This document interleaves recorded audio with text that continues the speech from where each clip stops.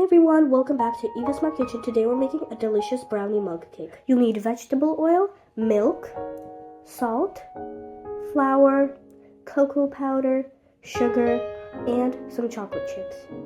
To start, combine your cocoa powder, your flour, you can use any flour, then your sugar, and a pinch of salt.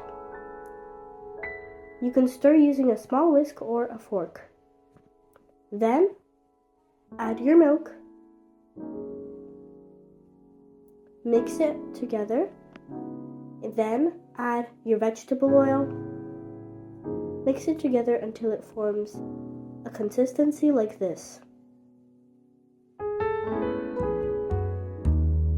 Then, add your chocolate chips.